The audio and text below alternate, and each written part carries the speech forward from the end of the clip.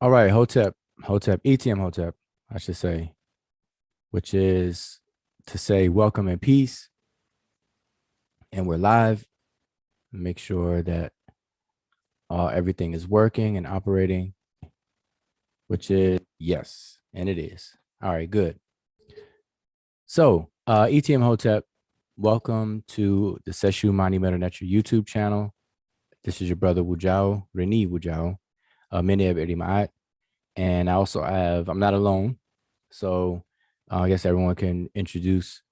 I say everyone, like we have 50 people here, but you all can introduce yourselves, quickly, and then we're gonna kind of just try to cruise into the conversation a bit. So again, it's your brother Wujao, and we have others on the panel.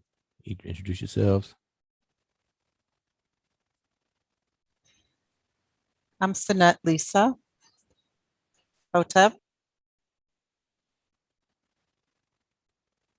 Hotepu. This is Imiket, Reni Imiket, and welcome. All right, so I'm surrounded by women tonight.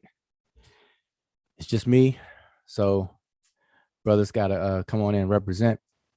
No, so I'm gonna give the link out as I normally do, but I just want to kind of set up the conversation for tonight. The title of this live stream is called "Metaphors We Live By." All right, and that's the title of a book by George Lakoff, and I will put a link. I'm gonna put a link to that book in the chat momentarily. But so that's the title of our discussion for tonight, because what inspires this discussion is the continual discussions about, ancient cultures, what they believe, what their religions were they spooky and things like that. And in those conversations, there seems to be a huge missing element, which is figurative expressions. And now, if you've been tuned into our channel, or you're familiar with the things that I've been saying on social media, Facebook, YouTube, and everything, then you already know about figurative expressions, because I say it all the time. I talk about it all the time, and but for some reason, it kind of just gets suppressed as if it doesn't exist. And there's this growing, I wouldn't say growing, but there's a section in the social community where figurative expressions are being ignored, and it's almost like a mega straw man argument. If you're familiar with a straw man logical fallacy, the gist of that is you take someone's argument and you mischaracterize it, you misconstrue their argument, and then you argue against the mischaracterization. So essentially, you never really argued against their argument. You just argued against your version, your made up version of their argument. And that's called in a nutshell, that's called a straw man logical fallacy. And so what's going on in these conversations, I call like a mega straw man, because people are taking cultures, ancient cultures or recent historical cultures, and they're mischaracterizing them, and then they're arguing against that mischaracterization. So, for example, if and I'll use a real example. In ancient Kemet, the ancient Egyptians had a god called Happy. And Happy was the god of the Nile River and the phenomena that occurred with the Nile River. And so specifically, the god Happy was the god, or was symbolized fertility, as it results from the inundation, the flooding. And so flooding and the fertility side effect of it is all wrapped up and associated with the god Happy. So much so that the Nile River was never called the Nile River by the Egyptians. They called it Happy Iteru, which means happy's river. Ituru means river. So the river of happy. And so if you ignore the figurative aspect of that association of a deity happy being associated with a real phenomenon of flooding, and then the results of flooding, which is fertility, the fertile land, not fertility as in giving birth, man and woman, but the fertility of the land after the flooding. If you ignore the figurative associations between those two, and then you can sit there and think, if you do that, you can think that, wait, these Egyptians were spooky because they believed that a god controlled the flooding of the Nile, that the god caused the flooding of the Nile. Because if if you read the stories around Happy, you'll know that he has certain attributes reflect the phenomenon. He has a pendulum type breast, a little pot belly to show that he's what do you call it? What do you call it when somebody's like straight, like you say, I'm straight. Even in all across the continent of Africa right now, people who have, a little pot belly and everything, that's associated with being prominent or and even wealthy, that you're well off. Anyway, so Happy is physically or in the imagery he's depicted this way, but they place his home at the most southern portion of the Nile, in the borders of Kemet, which is at Aswan or Abu, in that area between Abu and Aswan, even till today. So anyway, so people who totally ignore all that figurative expression, and they will say things like the Egyptians were spooky for believing in that a river, that a god does this and God does that about the river. So that's just an example. I'm just giving an example of why I'm motivated to talk about these things once again. Now, this is not the first dog and pony show or rodeo that we are engaging on this channel right here, the Sesh Mighty Metal Netcher YouTube channel.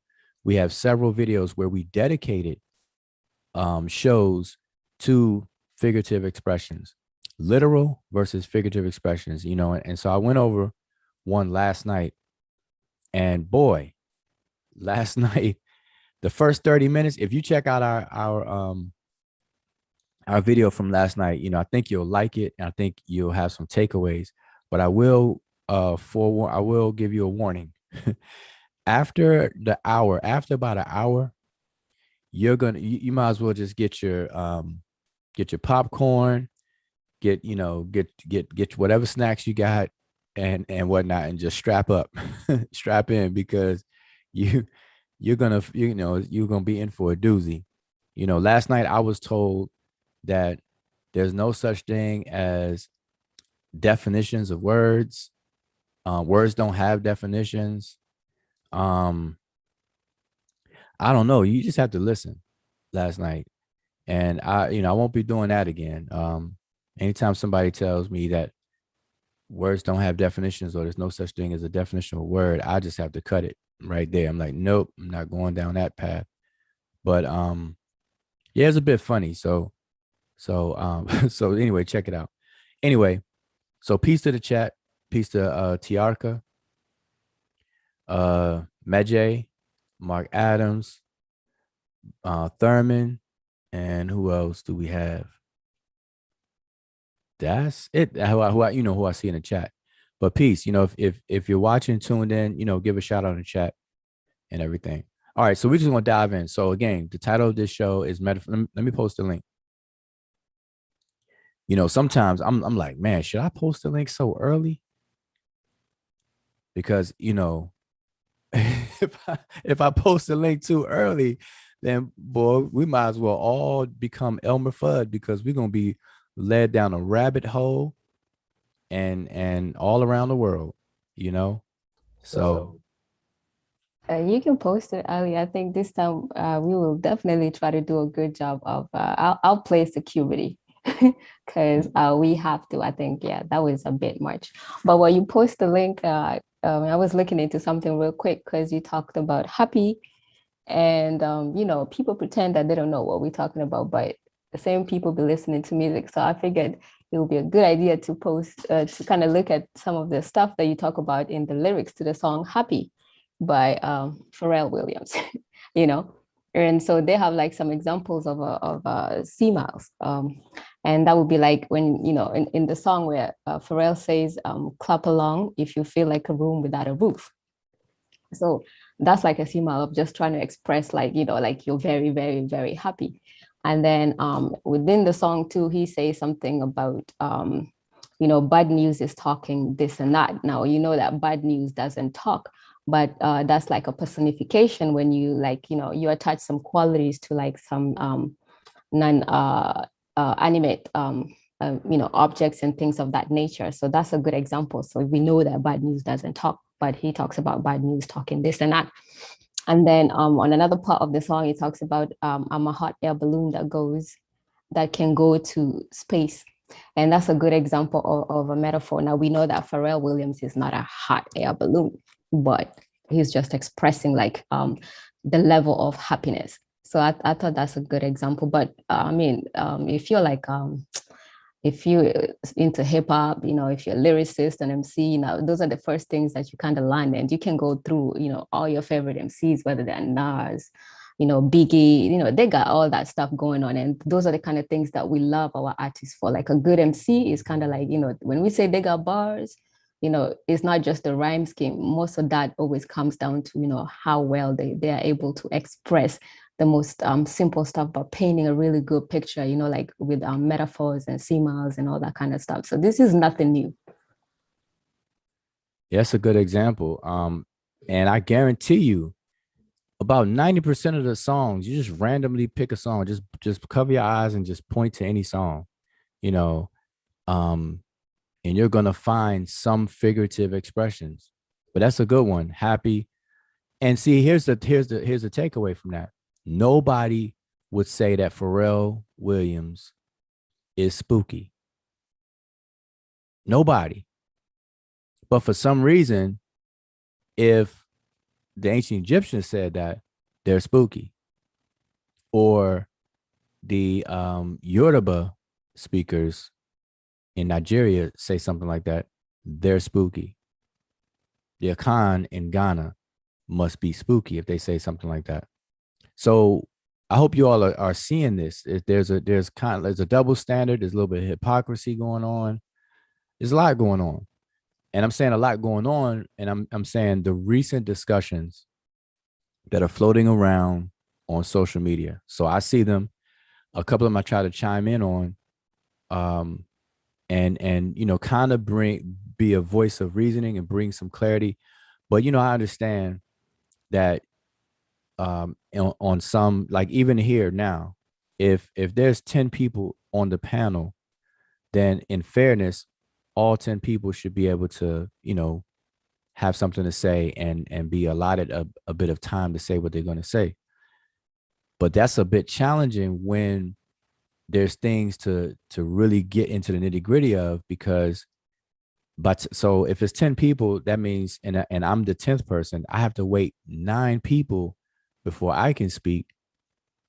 And then if you speak too long, the other 9 are still waiting, you know, and so it's not fair. So it's a bit challenging to really deal with that, those kind of things, at least in one sitting. So again, these are the reasons why or what's the motivation behind these topics. So again, let's get into the topic. So the topic of this video is metaphors we live by. Okay. And it's a book called that, Metaphors We Live By George Zakov.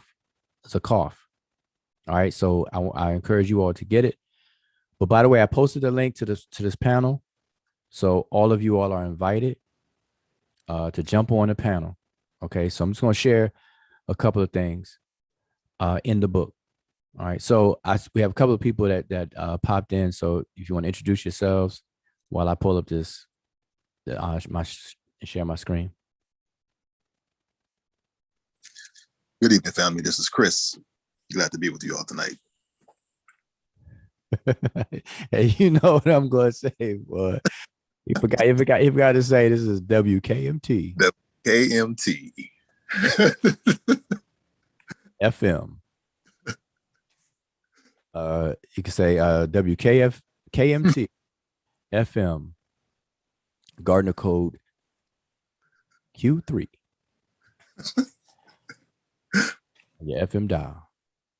Anyway, all right. So who else we have? I think it's two people, right? Peace, peace. This is Zion. Just checking in, having a sleep. All right. So let's dive in. And so we're open for engagement. So if you want to come on the panel, you're more than welcome. Okay, so I'm going to share my screen here. Let's get to it. Okay, so again, I'm just sharing a couple of pages out of this book. Okay, this book is called Metaphors We Live By, by George Zukoff, and it's a really good book. And I'm not going to do it justice in terms of giving a review in like 30 seconds, but it's a good book to get. It's worth it, and I will post a link where you can find it after I share a couple of pages. All right, so I'm just going to read it through a couple of pages, but let me just set it up. So obviously you all should know what a metaphor is. And wow, where did it go? Okay, here we go. In case you don't know what a metaphor is, a very, very, very, very popular metaphor is the one I always use, which is I have butterflies in my stomach. And so a metaphor is a figure of speech. It's a figurative expression. And so what a metaphor does, it stands in for a reality, almost like a symbol. And I read some of the definitions of the various different figurative expressions last night, and I just don't want to repeat that list today. But I have butterflies in my stomach is a metaphoric phrase or expression, and the reality behind that metaphor is nervousness. So that's really all I'm talking about is nervousness, or to be nervous. And if I were to say it, I'm saying I'm nervous. Now, I could say that. I could just say, hey, I'm nervous. And then that's it. But we have these metaphoric expressions and say, hey, I have butterflies in my stomach. And so that's more memorable because one, we know that butterflies would not be flapping in your stomach for real, literally. And so it kind of adds to it. It's a form of expression. That's why I say figurative expression. And all cultures around the world use figurative expressions. Now, today we play with it and everything, finding the songs like Emiket shared and everything. But in human history, it was done as a matter of survival. You talk about evolution or we see evolution, we see, Homo sapiens sapien come a long way in 300,000 years. But guess what? Part of our existence today relied upon storing knowledge at any given point in history to be passed on to the next generation and so on. They use figurative expressions, okay, in all different types. So anyway, that's what metaphor. So what I'm sharing is from the book Metaphors We Live By. So what the author does, he goes through different types of metaphors and groups them. And it's really interesting. So like I said, I suggest you get it because we use so many metaphors today, we don't even realize it. And then when it's pointed out, you're like, wow, like, why is that?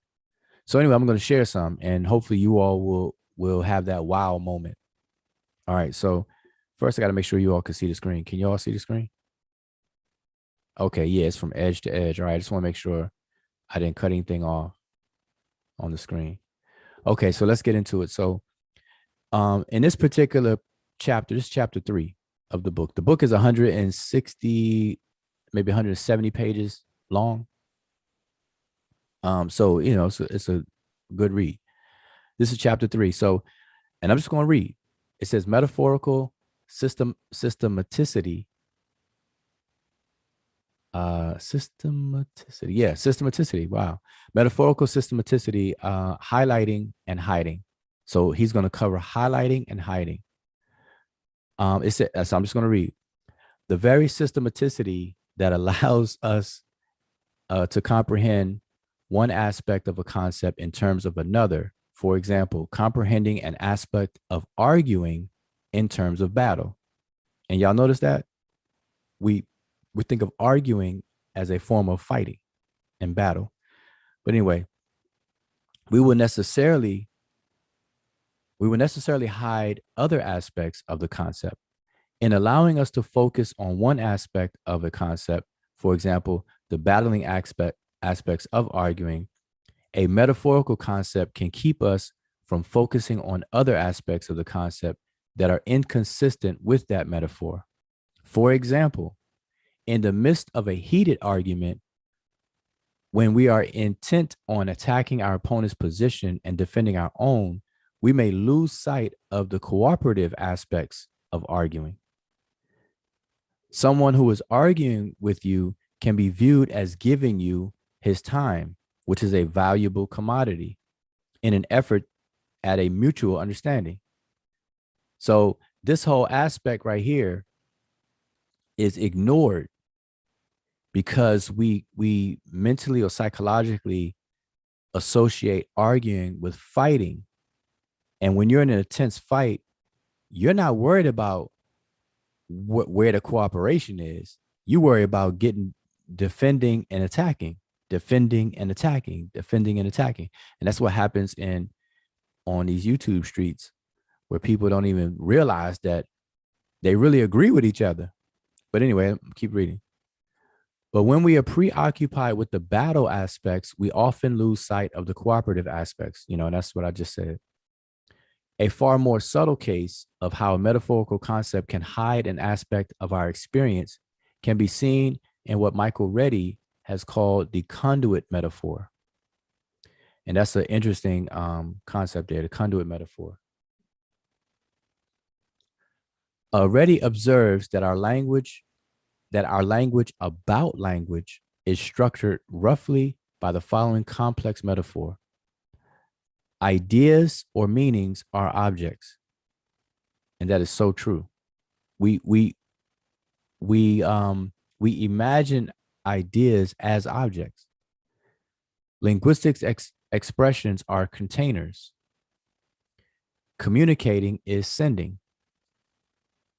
All right. And let me make sure you all are seeing everything. So the speaker puts ideas, which are objects, into words, which are containers, and sends them along a conduit to the hearer, who takes these ideas out of the word containers. Reddy documents this with more than 100 types of expressions in English, which he estimates accounts for at least 70% of the expressions we use for talking about language. Okay, this is the language we use to talk about language. Okay, and here are some examples of the conduit metaphor. It's hard to get that idea across to him. See how we use the word across? Across to him. So it's a conduit metaphor. All right. Now there's nothing. So the idea is the object that is moving across to him. But the idea is not a real object. At least it's not a tangible object, I should say. All right. I gave you that idea. You see that? You see that transfer? I gave you that idea. It's like saying, I gave you this book. Your reasons came through to us. It's difficult to put my ideas into words. Remember, words are containers. You see up here, words are containers. So when we speak about language, we're consistent with these metaphors. So it's difficult to put my ideas into words. Into. When you have a good idea, try to capture it immediately in words. So you see capture, you see in words. Next, try to pack more thought into fewer words. You have into again. You can't simply stuff ideas into a sentence any old way. The meaning is right there in words. Don't force your meanings into the wrong words. His words carry little meaning. See, carry. The introduction has a great deal of thought content. Your words are hollow. The sentence is without meaning. See, without something outside. You see that? The idea is buried in terribly dense paragraphs. All right. So to continue. In examples like these, it is far more difficult to see that there is anything hidden by the metaphor, or even to see that there is a metaphor here at all. This is so much the conventional way of thinking about language that it is sometimes hard to imagine that it might not fit reality. But if we look at what the conduit metaphor entails, we can see some of the ways in which it masks aspects of the communicative process. So to keep going. First, the linguistic expressions are containers for meanings. Aspect of the conduit metaphor entails that words and sentences have meanings in themselves, independent of any context or speaker. The meanings are objects. Part of the metaphor, for example, entails that meanings have an existence independent of people and context. The part of the metaphor that says linguistic expressions are containers for meaning entails that words and sentences have meanings, again, independent of context and speakers. These metaphors are appropriate in many situations, those where context differences don't matter and where all the participants in a conversation understand the sentence in the same way. These two entailments are exemplified by sentences like, the meaning is right there in the words, which according to the conduit metaphor can correctly be said of any sentence. But there are many cases where context does matter. Here's a celebrated one recorded in actual conversation by Pamela Downing. Please sit in the apple juice seat.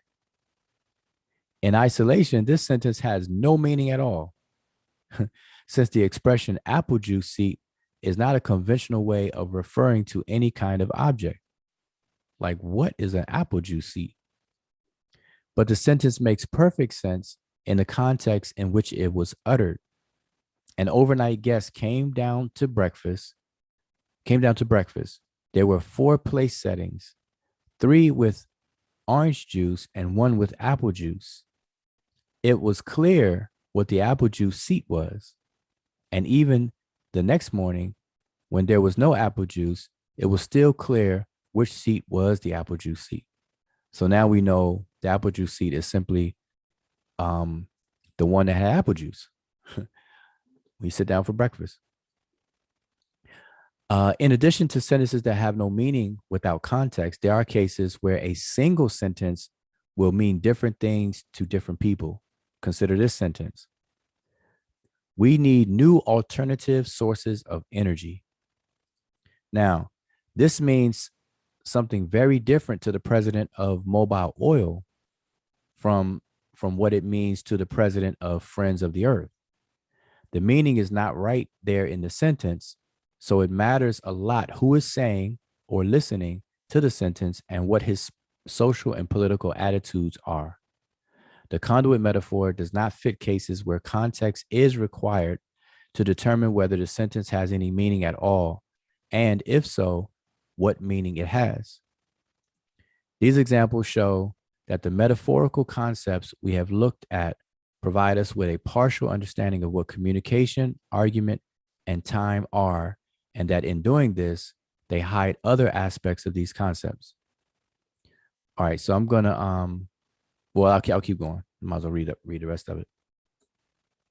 It is important to see that the metaphorical structure involved here is partial, not total. If it were total, one concept would actually be the other, not merely be understood in terms of it. And this is important. Let me read that again. It is important to see that the metaphorical structuring involved here, what was discussed so far, is partial and not total. So to pause here, there are total metaphors, and then there are partial ones.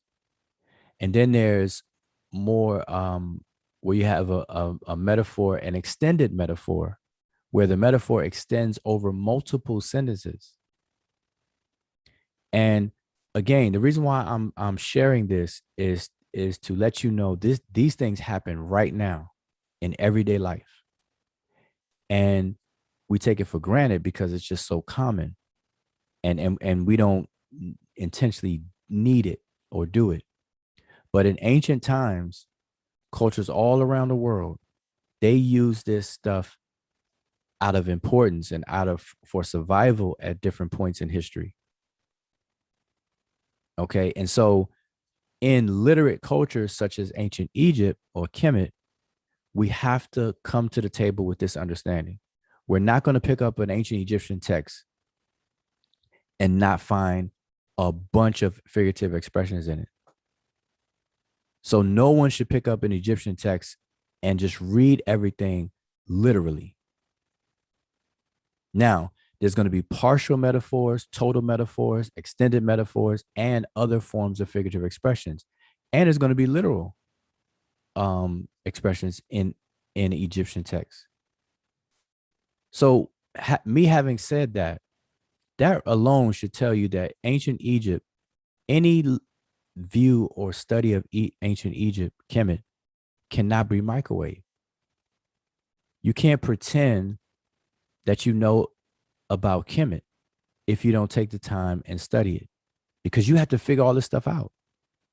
And if you don't, you're going to do what I said earlier. You're going to mischaracterize the Egyptian expression, their culture, and then you're going to argue against that mischaracterization and call and imagine it that they're just spooked out of their mind. That's unfair and that's very disrespectful to any culture. But this goes on in a social community, aka the so-called conscious community. All right. So I'm sharing this so that at least you all be inspired to do further research on this. And then when you see people do it, speak up, ask questions, stop them in their tracks, ask questions like, for example, well, no, I'll say that for the discussion. So let me keep going. So here's, for example, time isn't really money. Okay. Time isn't really money. If you spend your time trying to do something and it doesn't work, you can't get your time back. You see that? Spend time. But yet time is not really money. But we associate time as money. There are no time banks. I can give you a lot of time, but you can't give me back the same time. Though you can give me back the same amount of time.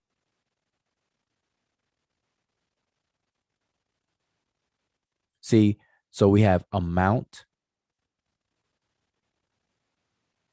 and it has no banks. The no bank means stored. Like you can't store time. So you can give somebody a lot of time, but that person can't give you back the same time. Because when you give somebody time, it's spent. It's already spent. There's no bank. There's no saving it. But the person can give you back the same amount of time, just not that same time. So I hope y'all following that. All right, so I'm gonna skip on 4. So before I go on to 4, now this one's gonna be interesting. So I'm gonna share. So I shared chapter 3 where he talks about the metaphorical conduit. All right, and so we just went through these examples. But I also want to share this one, the orientational metaphors, and these are very interesting. So, but before I do that, I do want to kind of check in with the chat, make sure I'm not rocking people to sleep and boring everybody to death and everything. So, anybody on the panel already? You got any comments about what was shared so far? Yes, no, maybe so. That was good. Gotta let it sink in a bit. Okay. Yeah, I was going to say that this would be good to. Well, I mean, but you are doing it. So, like when people start going over text, now this gives them a more. They probably think of it as a nerdy side though, but it's essential. They need to understand these kind of things. Yep, exactly. And that's the benefit of why I don't mind sharing this. One, to kind of correct the attitude that's floating around, this pseudo attitude that's floating around in the conscious community, but also to give people some pointers on looking at cultures that are not ours,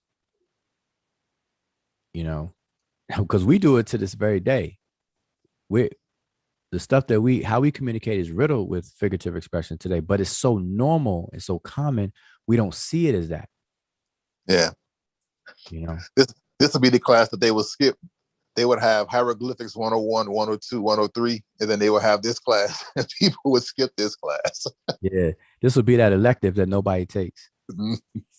Yeah, but if you skip this one, your translation is gonna be off. Off. Mm-hmm. Exactly.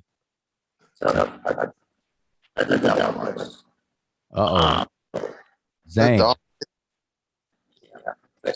Zane, man, you were doing good with your microphone, boy. I don't know what happened. It sounded like you dropped your microphone in a bucket of water. Yeah. No, we can hear you, but you sound like you are speaking through a harmonica.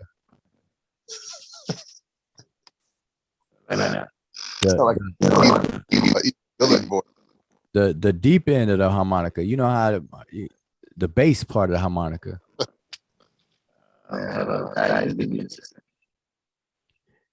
You sound like you are the personification of Stevie Wonder's harmonica right now. So you probably gonna have to pop out, pop back in, or adjust. You have to adjust something. Nope. I can't even say like you sound like Optimus Prime. You sound like literally. You sound like you are breathing through a harmonica. Sound like those 80s songs, where they had those effects, robotic effects in the background.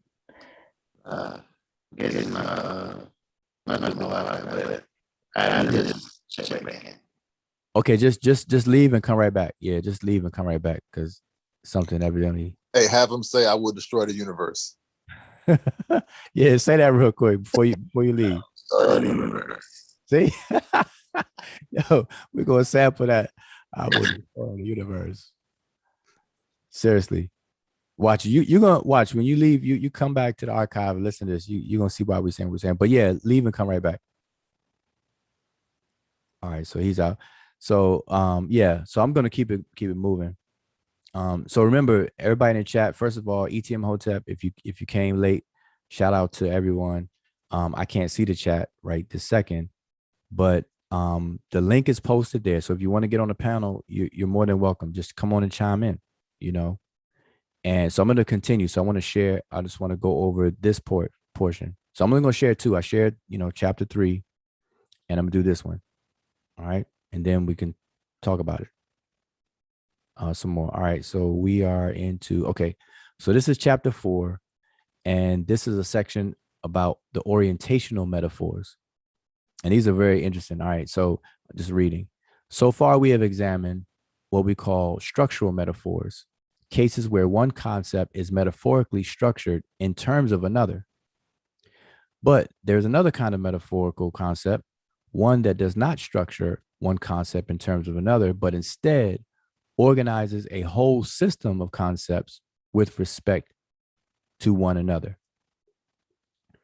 We will call these orientational metaphors, since most of them have to do with spatial orientation: up, down, in, out, front, back, on, off, deep, shallow, central, peripheral, etc. These spatial orientations arise from the fact that we have bodies of the sort we have and that they function as they do in our physical environment. Orientational metaphors give a concept a spatial orientation. For example, happy is up. The fact that the concept happy is orientated up leads to the English expressions like, I'm feeling up today. See that? I'm feeling up today. See, so up carries the meaning in this sentence as happy. I'm chipper. I'm happy. All by saying I'm feeling up today. Such metaphorical orientations are not arbitrary. Okay, so they're not random. They're not just arbitrary out there like that. They have a basis in our physical and cultural experience. This is where you get your worldview and your physical thing. And just as a sidebar, in ancient Egypt, remember, their orientation is important in this regard, because the Egyptians orientated themselves where they faced the south, and their back was turned towards the north. Their right hand was in the west and their left hand was in the east. And so in their orientation, they can have metaphors for death being on the right hand side, which is the west. So dead people are called Westerners. Y'all see that? That's a metaphor. But it's an orientational metaphor because of their orientation and how they view the rising of the sun on their left and the sun sets on their right. And so when life arises in the east, which is as a baby, as you go through life, you're going to eventually expire in the west. So it's very clear that there's a lot of metaphoric, or I should say figurative expressions at play here. But again, like I said, on these YouTube streets and the unconscious community, you got people who will completely ignore this. All right. I think it's goofy. Let's keep it going. Okay, so such metaphoric orientations are not arbitrary. They have a basis in our physical and cultural experience. Though the polar oppositions, up, down, in, out, etc., are physical in nature, the orientational metaphors based on them can vary from culture to culture. For example, in some cultures, the future is in front of us, whereas in other cultures, it is in back. Now, me personally, at least in the United States, we grow up with the future in front. So I can't even imagine in my mind how the future could be in the back. But we have to respect the fact that there are cultures that have the future in the back.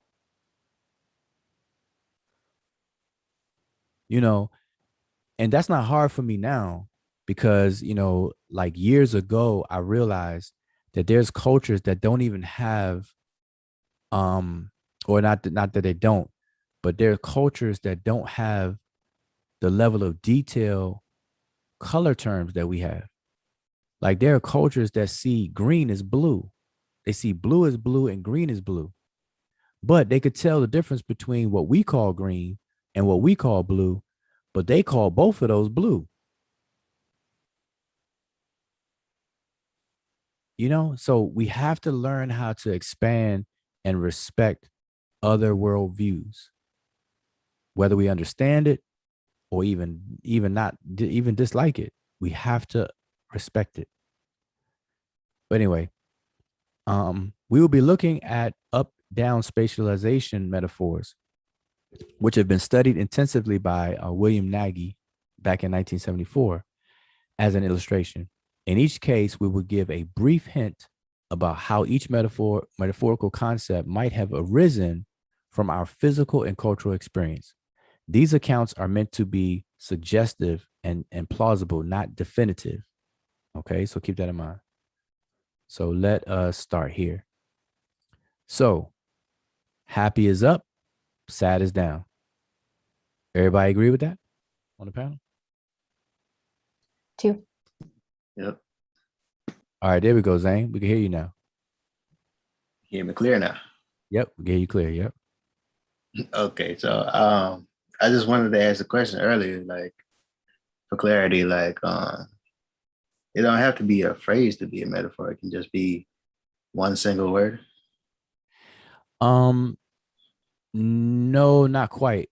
It could be a single word figurative expression. We would say it could be an idiom or something like that. It's different types, and I don't think I think a metaphor is going to need other parts of it.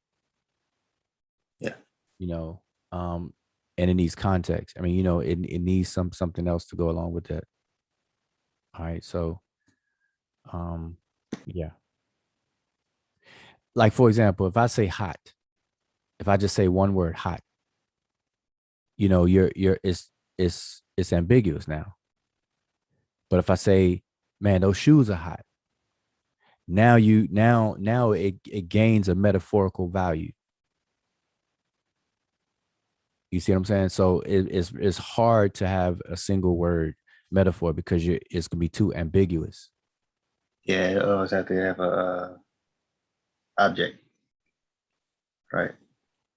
Not necessarily. Well, you just have to have some kind of context that will trigger you to know, okay, we're dealing with a metaphor. You know, and that's the example I just gave illustrated that. Okay, so let me continue. So I'm feeling up. That boosted my spirits. My spirit rose. You're in high spirits. See how this is up? Happy is up. Thinking about her always gives me a lift. See, I was going upward.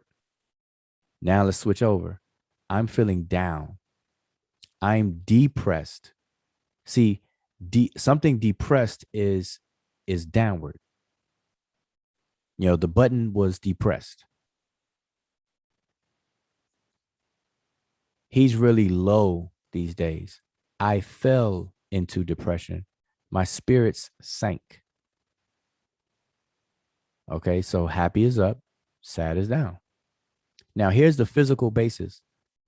The proposed physical basis for the origin of the metaphor. So a drooping posture typically goes along with sadness and depression. An erect posture, an upright posture, usually associated with a positive emotional state. And we know this is true.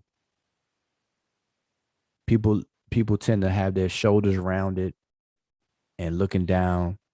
But if you straight, you know, and you know you got bank in your pocket and you paid all your bills. And you know what's funny is people make memes about that right now. You know, after you pay all your bills and everything like that, you still got a whole bunch of money left over from your paycheck. You know, they have memes of how people look and act when that happens. All right, so let's keep going. Conscious is up, unconscious is down. So here's some of the metaphors.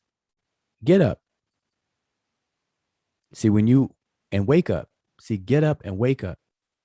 Why don't we say wake down? Why don't, if somebody's sleeping, how come you don't shake them and be like, wake down, wake down? We say wake up, wake up. We say get up, get up. You see that? So conscious is up, unconscious is down. So I'm up already.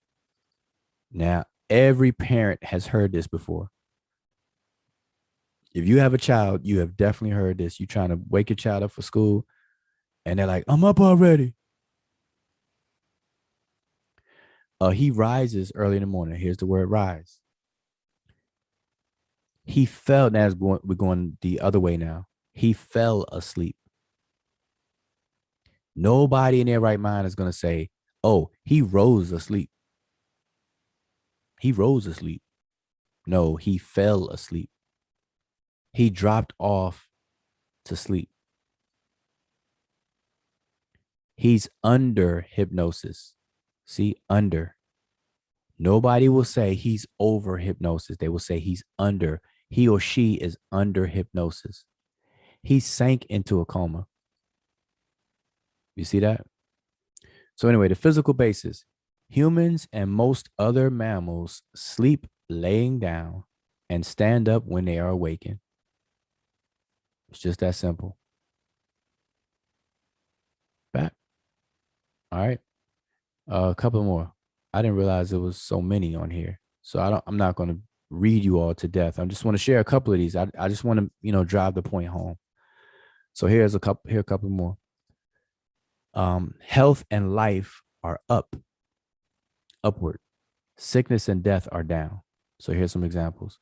He's at the peak of health. I'm gonna add one in here. Oh no, it's over here. I was gonna say he's in tip-top shape, but it's over there. Lazarus rose from the dead. He's in top shape. I would say tip-top shape. Oh, the athlete is in tip-top shape. As to his health, he's way up there. Now we're going in the opposite direction. He fell ill. He's sinking fast. He came down with the flu. His health is declining. He dropped dead. Nobody say he stood dead. They say he dropped dead. His health is declining. All right. So what's the physical basis? The physical basis, serious illness forces us to lie down physically. When you're dead, you're physically down. All right. Simple. Okay, I think I'll stop there. There's more I could share, but I'll stop there. That should be enough to drive the point home. So that was a few examples of orientational metaphors, and then before that, a few examples of highlighting and hiding, or what's called conduit metaphors. Here, conduit metaphors. All right. Yeah. So the words you said was like I want to say like metaphors are synonymous, right? Say it again. A metaphor is synonymous. Synonymous with what? Like when referring to something, like when you, like what you're just saying, like he fell into a coma or he dropped dead or something like that. It's always like a descending word that is always a word that always relates to something descending. So I would figure like metaphorically it'd be synonymous if you like repeating the same word, but you want to use another sentence or rephrase it another way, you'll always have to use a synonymous word. No, I wouldn't look at it that way because see that will cause you to set up an equation, like this is that. And that will actually kind of defeat the purpose of a metaphor.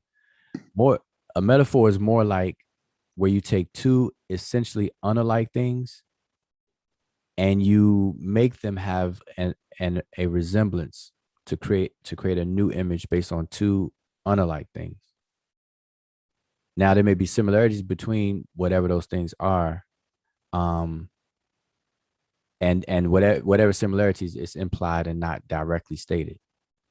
And one that's directly stated would be what's called a simile, where you compare two things and you directly say A is like B or A as B. you know. So I wouldn't say synonym in that way, but they represent. So A represents B. So I have butterflies in my stomach, which is A. It represents B, which is nervousness.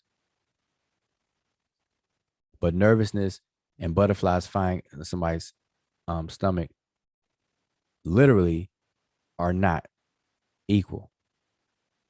Right. They only equal metaphorically. And so that's why I'm saying I just wouldn't explain it as a synonym like that. Because metaphor, see, this has everything to do with semantics, like the meaning. Because just because we read something like or we hear a series of words, or we read a series of words or a sentence, it's the meaning. What is the intended meaning? It is the meaning supposed to come to you literally, what you see is what you get, or is the meaning supposed to come to you figuratively? And so this is a buildup for people to really, really pay attention about translations and actually viewing ancient cultures or any culture. All right. So I mean, you're not wrong when you say that. I just wouldn't explain it because that will cause confusion a bit when you say synonym. Right. Yeah. I get it. Because people tend to say A is B. And that's the whole mischaracterization argument. They think happy is something instead of a symbol. Yeah, it's not. I wouldn't. Yeah, the words can't replace one the other. It have to be. It's more relative than more the same. Right. Yeah, the relationship between the two forms a new interpretation. And that interpretation is only decoded metaphorically and not literally. Yeah. Yeah.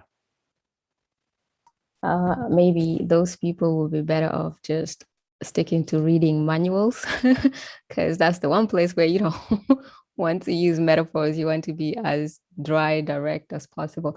But I wanted to ask a question, because not really a question, but it was something really, I don't know if you can expound on it more. I don't remember it clearly, but there was a point where you had talked about something about, how people talk about overstand and understand. And in different cultures, actually the word understand, actually, because I know the argument has been made that you don't want to be under something but you want to be over something, but in other cultures it like actually being the metaphor being used for being under something is like mastering something fully. Yeah. And I think you mentioned that at one point. I don't know if you want to go into that, because that kind of reminded me when we're talking about the orientation stuff. Yeah, no, that's a very good point and thing to bring up, because that's absolutely true, that understanding something is way better than overstanding it. And the reason for that is because it's what's underneath the surface is what helps shape and create what's on top of the surface.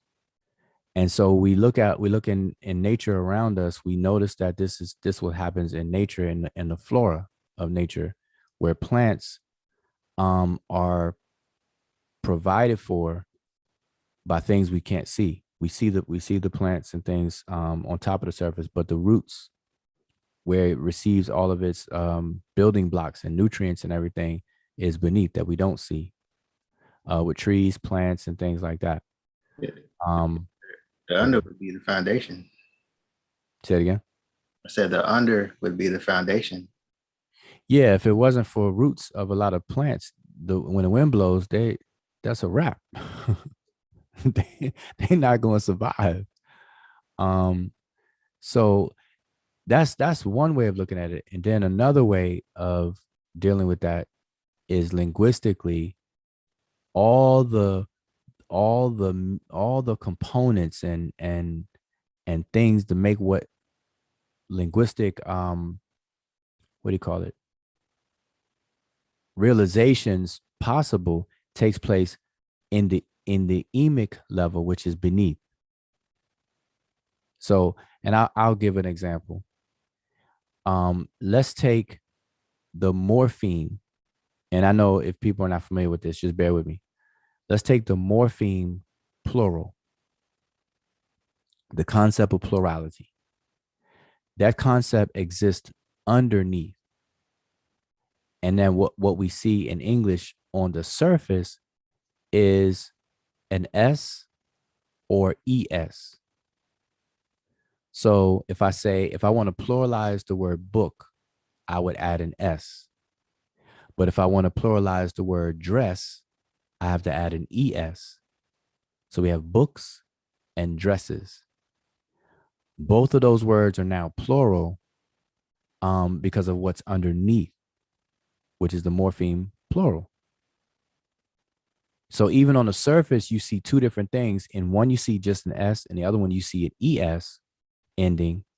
But the morpheme underneath both of those two different morphs, which is what you see on the surface, lies the morpheme plurality. All right.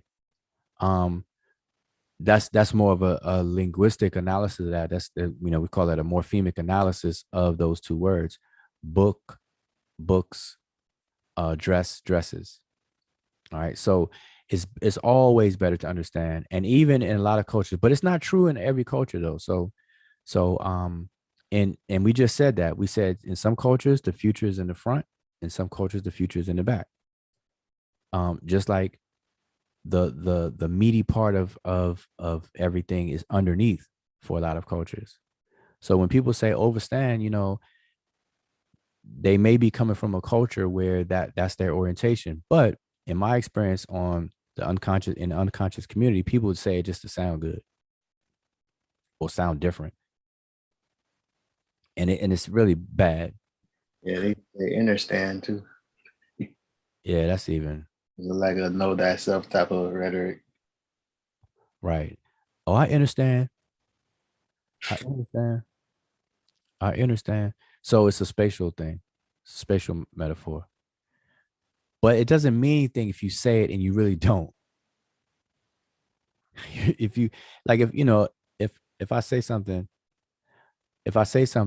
and you tell me you understand it, if I were to take that for as a metaphor that it should be, that means you really, really get it. But most of the time, the people that say that, those people don't get it. No, it's wordplay. Yeah, it's just to sound good, to sound different. Oh man, that's deep. Understand? Woo wee. I'm gonna use that. And it's something to go against, against basic school teaching. Right. Yeah, speaking of those metaphors, like I know we've mentioned this a few times also in the sesh where we find a lot of that with the word ib, and we have like an example of I would ib and stretching of the ib. So if somebody doesn't really understand what that means and takes it literal, they will just be like translating like some weird stuff. It will be like some pseudo next level pseudo stuff. But yeah, because if you look into the text, you will find a lot of phrases that that metaphors that if you really don't if you can't understand what is being explained, like these kind of things that some people are having blockage with, it will be really hard to understand what the person or what the text is actually trying to say, and just go off somewhere left. And trust me, well, don't trust me, but you'll find that the majority of people who talk about cultures other than theirs, they don't fully understand it. Now there are people who do, so I don't want to paint that brush and just say everybody and stuff like that. But there are a lot of people who just don't understand the culture that they're trying to talk about. Because this takes time. And this is why there's a such field as anthropology. There are cultural anthropologists who take time. I mean, they set blocks of time out to study cultures or a culture. But here we are. We wake up one day, we go to sleep and wake up, all of a sudden, we could debate and argue over a culture. I'm telling you, that is the goofiest thing that I witnessed. I witnessed this. It's crazy to me. Now, the worst part, imagine if you already have like that decision, you've made it that these people as spooky as it can get, they're all the way spooked out. And then you're trying to translate or you're trying to explain what they're trying to say. Do you know just how bad that combination is? It's like a recipe for disaster. Like, even when you're trying to study a language, you never really try to assume you know the culture and what they're trying to do. Like, you actually and that's why you have to study by way of the language. You actually, you have to use that language and understand what it is they're trying to say, what is their worldview. Like, if like you guys were explaining, like other people, that their orientation will be like going backwards, the future is backwards, and then you come in and you find that and you're trying to translate, like, or trying to figure out who these people are. Do you know how messed up that will be if you haven't set yourself in to actually look at and understand their worldview first, and then figure out what they're trying to say? And that's what people just lack. They just take whatever it is that they use the modern worldview, and then they're like, okay, let's take that and let's go transplant it to these other people and then judge these other people, compared to our worldview. And that is just wrong. Yep. And so again, I'm gonna post a link to this book that I'm sharing, and it's called Metaphors We Live By, and the author is George Lakoff. And if you were to look him up, he's a cognitive linguist and philosopher, which goes hand in hand. You'll find a lot of linguists that are cognitive linguists, especially, that are also philosophers, or will refer to themselves as such. And he actually became known widely for his thesis about these topics and everything. And so but he's an advocate of the fact that we have and use metaphors, or their utility is to explain complex phenomena. That's what keeps them in use and utility, and it's been used that way. And so this is something that he advocates, push, and everything. So everybody check it out. So let me go ahead and I'm trying to post this link up. But again, so I shared what I shared, and hopefully, these are some takeaways, and the point was made, that if you all were not too familiar with this, now you are you gain something. And I'm gonna open it up for any discussions. So the link is posted in the chat. So if you feel like you have something to share, or whatever case is, click the link and let's just open up for a little while. I'm definitely not doing what we did last night. So I'm putting that out there right now. That's not going to happen. Anytime, I'm going to repeat, anytime somebody tells me that words do not have definitions, or there's no such thing as definitions of words, that conversation is going to cut short very quickly. Because I've been down that road before, and I noticed that people that say those kinds of things, they're the same people who try to step outside the confines of rules for anything.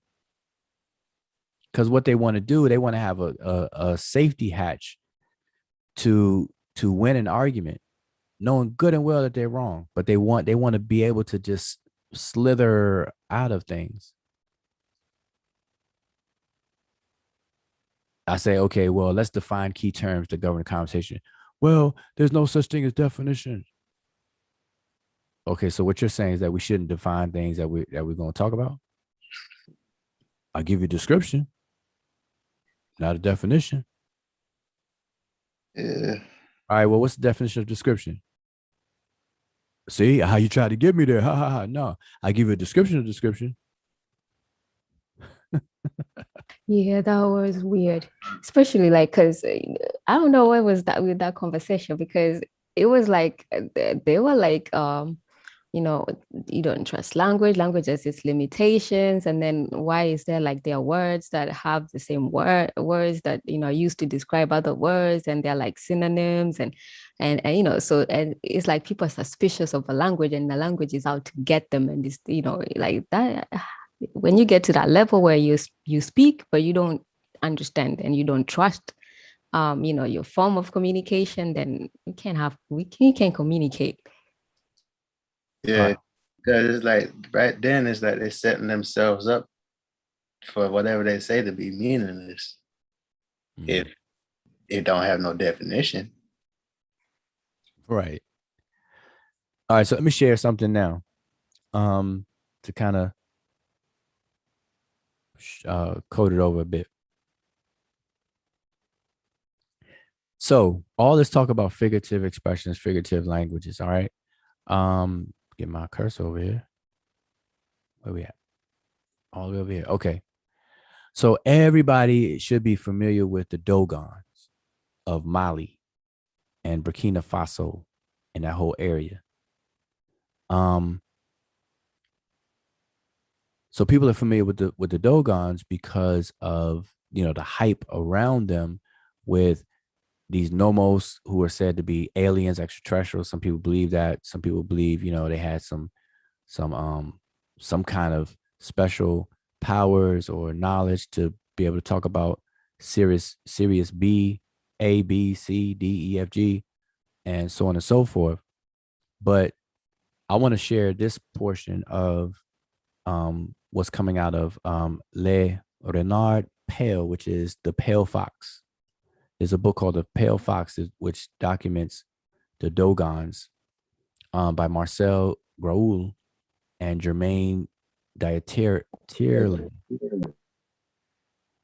And so it's interesting. So it says the Dogon who have classified everything, and the classification of everything is ontology, by the way, or categorize everything. The Dogon who have classified everything have established a layer hierarchy, taxonomy, because I'm saying this because everybody hears me all the time say ontology and taxonomy, ontological, taxonomic. All right. A layered hierarchy of their teachings they give to the initiates. Their knowledge is staggered in 4 degrees that are, in order of their importance, the Giriso, the Biniso, the Boloso, and the Sodai. All right, 4 degrees. The Giriso is what means word at face value. It is the first knowledge implying simple explanations where the mythical characters are often disguised, their adventures simplified and invented, and are not linked together. It has to do with invisible deeds concerning the ordinary rituals and materials. All right, so that's level 1, so to speak. The Biniso, word on the side. It includes the words in the Getty So and a thorough study of certain parts of the rites and representations. Their coordination only appears within the great divisions of learning, which are not completely revealed. So that's like level 2. So freshman, sophomore, junior, senior. So we're going to go to junior. The Boloso, word from behind. This completes the preceding learning on the one hand, and on the other hand, furnishes the synthesis that apply to a vaster whole.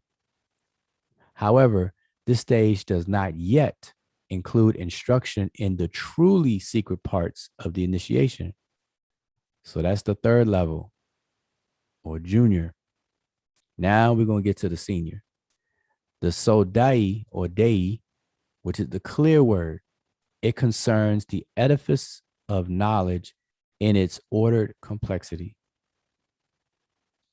So as you can see here, there's a graduated procedure or pedagogical process going on where you're introduced, you get more, explain more, you get explain more, and then you're just like, okay, this is what it really is, man. Sit down, you ready? And then they start giving you the business. Let's see, what else do I have here? Okay, to keep going. But initiation is not merely an accumulation of learning, nor even a philosophy, nor a way of thinking. It has an educational character, for it forms the individual, molds him as he assimilates the knowledge it imparts. It is more than that. Because of its vital character, as it makes him understand the structure and system of the universe, it brings the initiate progressively towards a way of life which is as aware and complete as possible within his society, in the world, and as he was conceived and created by God. Thus, the fourth dimension is introduced into the life of the Dogon, peculiar to the myth and symbol, which is as necessary to their existence as food and drink, in which they move with ease and flexibility, but also with the deep sense of the imminent presence of the invisible thing they are invoking. At a given moment, for such and such a ceremony, they know to what sequence of the myth and to which connections their act belongs. Okay, so all this to say is there is an apparent, overtly apparent use of figurative expressions in these systems. So us, if we're not an initiate in this system to be explained the realities and go through that 4-degree process, we just gonna look at these things literally and think the Dogons are bat crazy. Oh, these guys are crazy. They spooky. All right. And yeah, that's it. So there's another one from Credo Mutua and Dabi My Children, and he explains it. I'm not gonna read. I done read this to death. So, but in his chronicling of his own initiation, he tells us that even his elders and teachers and priests that were responsible for him, they said the same thing. They actually say that they tell you certain things a certain way as a beginner or neophyte, and then they tell you the real deal later on. And I'm paraphrasing heavily, but I had it's 3 big paragraphs. But check it out. Indaba, My Children. This is from page 613. All right. Now I've put a link in the chat because while you were explaining that, it kind of reminded me of, I mean, it's not exactly the same, but the principles are, pretty much the same. But it was a video that we're watching, and it was this lady. That was when blockchain first came out and all that stuff, and she had to explain the blockchain to 3 different groups of people. So you have to explain it to a child, you have to explain it to a teenager, you have to explain it to a college student, then you have to explain blockchain to an expert. And you would see like the different concepts, like the different ways that that she would go about explaining those things, what to leave out, the oversimplification, and then getting into the details once you get to the, where you have to talk to an expert about blockchain. So I think that's a good example. It's a very short video, but it's a good example of how something can be explained through different levels, and putting in mind like the different audiences that you have, or the different levels of understandings of students. All right, nice. So I just put the link. So if you all are interested in getting that book, I have no interest in book or advertising, whatever the case is. It's just a very good book. So you should check it out. It's actually cheap. It's under $10 to get it. Metaphors We Live By. All right. So anything else? And who did anybody pop on the channel, on the panel? Understandings of students. Anything else from anybody? So check out that book, Metaphors We Live By. It's by an American linguist and philosopher, George Lakoff. And it's very good because it breaks down and categorizes metaphors that we actually live by literally, which is crazy. Metaphors we actually live by literally. And we use every day, but it's so normal, we don't even know that that's what it is. And people have to understand that there is a language to discuss language. And in the language, discussing language, we dive into an ocean of figurative expressions. And these are concepts. It takes an expansive mind, an open mind, to really kind of just grasp, comprehend, and grasp these concepts and these things. And so this is why I said, even recently with these conversations, that there's a mode of thinking that's floating around on social media that restricts people from even being able to appreciate this stuff. And to me, that's just sad. But we have to respect and appreciate this. I mean, we actually use it today, so it's not even saying something that takes any effort. It just doesn't. Yeah, but you'll be surprised. I was actually very surprised that people don't understand language. Like, there's a point of actually having it just at the back of your mind, but then there are where there's just no understanding, where some people like struggle to understand language. Like you would have, and the surprise is not from regular folks, but the surprise is from people who discuss languages and cultures. Like somebody would say like grammar is not necessary, when obviously you can just speak vocabulary and just arrange them how you feel like somebody would actually be reading and studying language and dismiss grammar altogether. Or just people just be like, well, the language, something is wrong with the language, when something is, just because they don't understand something, instead of actually admitting that I am the one having a limitation here in understanding a language, you actually project your limitation on the language. Like the language is wrong, but the language is very, very clear. Like there's certain things that I think we definitely do need to have that conversation of, just taking it back to basics. Like, what is language? And why, why do people need language? Like, like why not just, not use language? How will you communicate? Because people just do not understand how language works. And that's crazy.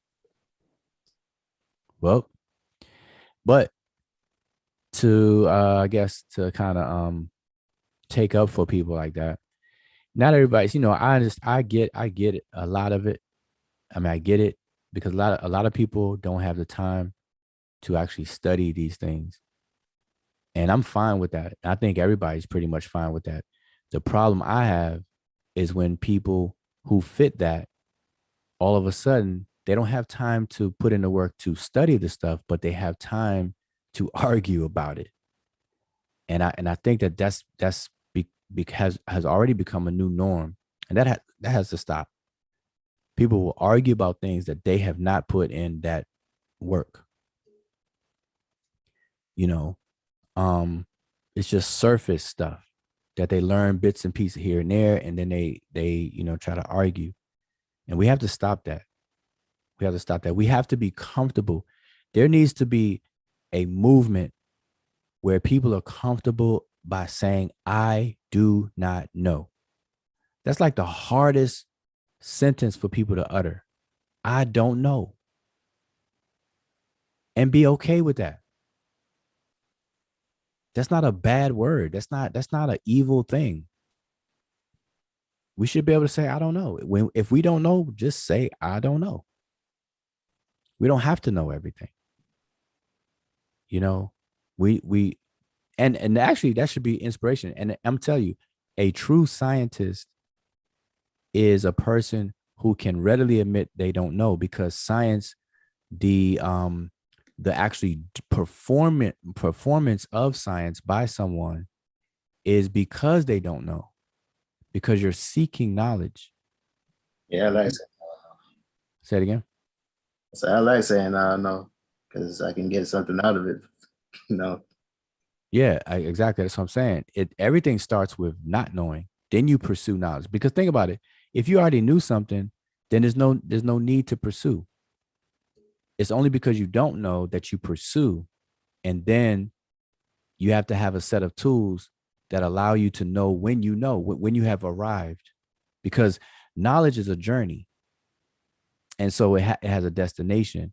And the only way you'll know you reach your destination is if you use tools that allow you to know you have arrived at your destination. So science is like the scientific methods, the various scientific methods, it acts like a GPS where you will know when you hit your destination. Destination, turn right, 400 feet. Destination on the right. It'll let you know when you made a wrong turn. Make a U-turn at the next traffic light. Pass one traffic light, next traffic light, make a right. Yeah, until you find the answer. Right. That's science. Science is that GPS system. Because it'll tell you when you're wrong, this, down, and third, because it's tools that allow you to do that. Science, remember, and this is what people need to understand. Science is the domain of evidence. It's not the domain of logic or anything else. It's the domain of evidence. It's mathematics that's the domain of logic.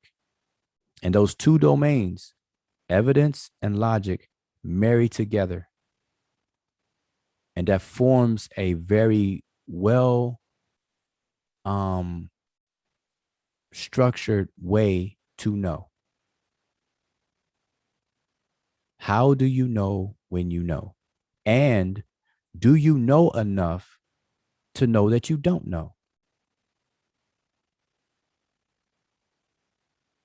Those are the two things that going through these processes, learning them, learning how to do them, that's what it will provide for people.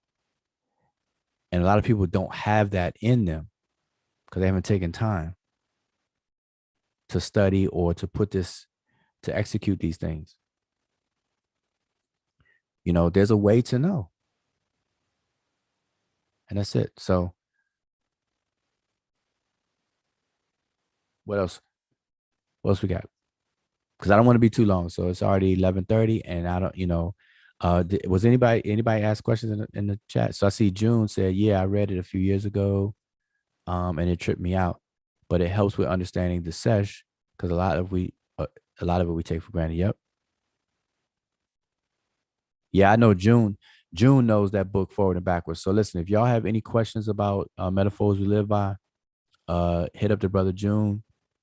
He probably has a photographic maybe. He probably tell you on page, yeah, that's on page 165. You know, the metaphor about skinning a cat. He probably does, like he does the Gardner code. Yeah, I'll tell you, y'all have to watch June. June is in the chat. June Money. Y'all hit him up if you want to know about the book. He memorized every page. And yes. Nah, for real, I got it in my shopping cart right now. Yeah, it's under $10. Get it. Yeah. I mean, I don't want to sound like I'm the marketing guy. Yeah, but you don't want to be the advertiser of it. Yeah, for this guy, but it's a good book. I mean, it should be on the bookshelves of people who deal with this stuff. Period. So I don't mind telling people to get it. Yep. I mean, there's more books. I mean, I'm just sharing this one because it's accessible. It's written in a very simple way and everything like that. I have many books on this subject by other scholars. I have books in other languages. We had a good question from way before when we started. I'm just gonna quickly go back to it if I can find it. It was actually pretty good. Yeah, it was from Latin test. It was like, what's the sesh for to cut? So I guess he wanted to know what's the word for cut, to cut something like with a knife. Oh, is he still in? I am not sure if he's still there. Okay, so one word, it's a few words. One word that I know off the top of my head is the word bekken. Bekken is to cut. So I don't know how good that's gonna work out for you, but there's a couple. I mean, if you want, we can look up some for you. But one I know is bekken. There's also wedger. I think you've talked about this before because it was the same word for to cut or to dissect and also for judging. And you had a good explanation of how those correlated. Yeah. Okay. Well, good. See, she reminded me. Yeah. The idea. Okay. So here's a good thing. Philitis. I'm not sure if you're still in the chat though. I hope you are, because here's what's interesting. Our very word science, it comes from a root that means to cut. Now check this out. The very word debate. Debate is the meaning of the word debate implies beating. And the concept centered around the coinage of the word debate is to beat down an issue and to hammer it out in a way where you open it up to expose its guts. And it's by exposing the issue's guts that you can discern and get to know. So debating has always been a good thing. It's just that a lot of people just don't know how to debate. But back to the word science, it means to cut. Now, knowledge, remember, science means to know or knowledge, but its root further back in history goes back to a word that means to cut.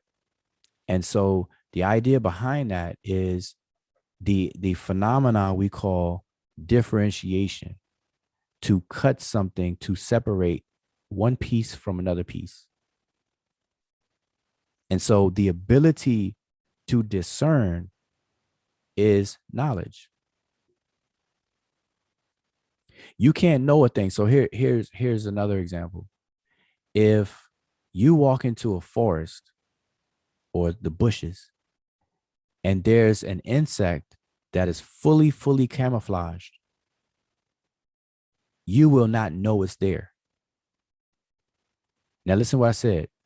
You will not know it's there. I can change that and come away with the same meaning by saying you will not be conscious of it. And all that, we could say that in many different ways, but the point is that you will not know it. You have no knowledge of it because it's camouflage. That's what camouflage means. It's hidden. It's going to be hidden from your knowledge. And so, and how that applies to the word cut is because you cannot make a distinction of the insect from its surroundings. Hence, it's camouflage. So you can't cut it away. You can't do a cutout of it to identify it as a distinguished or differentiated entity from its very own surroundings. Therefore, you have no knowledge of it. And so at the root of science is this cutting thing, to cut away. And that's exactly what science does. Remember, science is the domain of evidence, and it's the evidence that allows us to deduce. It's like a process of elimination. Science is about falsifying, and it's by way of a process of elimination. And the way you go through the process of elimination is you set up experiments, observations. You speculate at first or predict.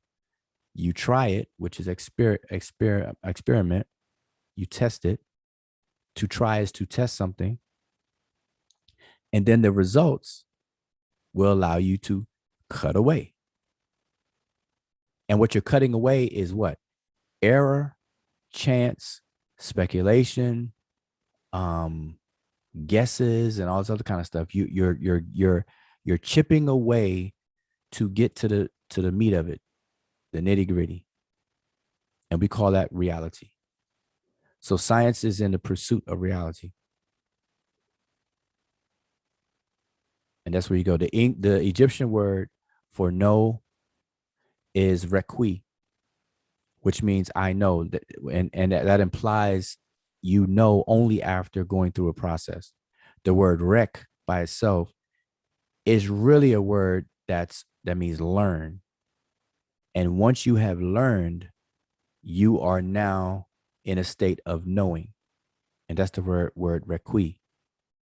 It's the same word as rek, the root, but the state of ending on it lets you know that you're in a state of knowledge after having gone through a process of learning. And so rek leads to requi, just like seneb leads to senebqui, a state of health. After I've gone through some health process, I am now in a state of homeostasis or a state of health. Senebqui. Ujakwi. I did some things along the line of prosperity, soundness, vigor, and all that stuff. Now I'm in a state of prosperity. I am prosperous. Ujakwi. My name is Wujau, which is he who is prosperous.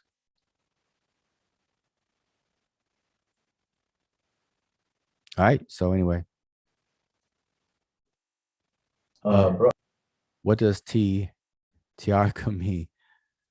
I would have to see that in the glyphs. So if your name is has any ancient Egyptian origin, then find the glyphs that spell it out, and then we'd be able to help you out. We should be able to. Yep. So, was there anything else? Did you see? You see anything else in the chat? No, not really. I saw that in the beginning, but let me go through it again. Okay. Yes. So yeah, I don't like dead silence. So I'm gonna run my mouth. But it's 11:38, so we could probably pretty much close out. So again, I appreciate everybody tuning in, and hopefully you get some takeaways. Share the video, subscribe. If you enjoy it, thumb it up. If you don't, do nothing. Okay. Don't thumb it down. No. But if you enjoy the video, thumb it up. And if you want to support, I always forget to say it because it's something that we never really had on the channel, which was the super chat. So if you want to support, but with the super chat, support through the super chat is great. But when you support through the super chat, you're definitely supporting Google, boy. I'm telling you. Because Google is crazy. I don't know what the exchange or percentage, but anyway, so yeah, if you want to support the channel and everything, then we do have a super chat there. And we want to set up something for people. If you don't want to use the super chat, we're gonna try to set up something else to support. And by support, we we're trying to organize information in a palatable way where people can have access to something and learn. And we also want to structure, just different people into some kind of organized institution or whatever the case is, so that we can really kind of ascertain what's what, and is there anything useful. If so, let's use it. If not, let's put it in the closet, so to speak. Yeah, I saw June put something good on the chat. I know we were using the CMALs. Is that how you say it? Because I have a weird way of pronouncing things. Is it CMALs or similes or whatever? Oh, similes. Similes. That's okay. See, yeah, we pronounce it different somewhere else. But yeah, no, he had a good example of similes. with the, like, you know how we use A like B, but in the sesh you have the word me for like. So we've seen that one with like Ra forever, you know, Mira jet. So me is the word that you'd want to use in those instances, like June put in a chat. Yep, that's actually a good one. That is a simile. Unk Mira jet, which means live like Ra forever. Not that you are Ra, but live like Ra forever. Unk Mira. Live like Ra. Unk Mira. So yeah, that's a good one. Oh, Mika says Cash App is good. Yeah. See, Cash App, yeah, we have to set something up. We have to set something up. See, I have a personal Cash App, but you know, that kind of looks a little weird. I'm not trying to push me, you know. This is growing into, you know, a collective. So we want to go ahead and set something up.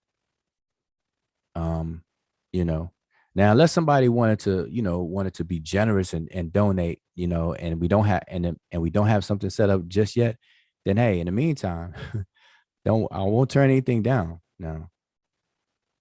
Exactly. But anything else? So if you have a question, we got 4 minutes. Okay. So if you have a question, oh, he says, Tiarka, my mom found it in the Bible. Oh, okay. So if it's found in the Bible, it's not necessarily Egyptian, unless it's a transcribed way of saying Taharka, who was an Egyptian king, if that's what you're referring to, and you know, most likely it sounds like it is. I just don't want to assume.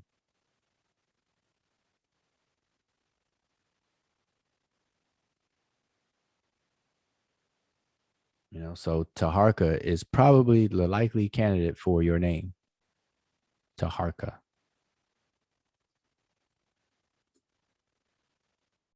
So anybody have any questions in the chat? Is this like the last call at the bar?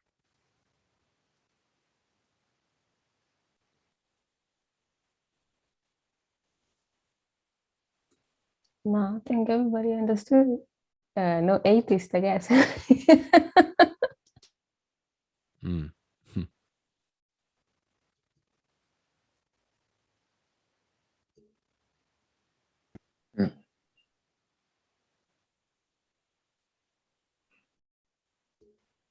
All right. So, but to the brother, Tiarka, if that is the inspiration for your name from the king Taharka, the meaning of that name, I don't know off the top of my head, and from my memory of looking into that in the past, I don't think that scholars are certain about the meaning of his name because his name is foreign to the Egyptian language.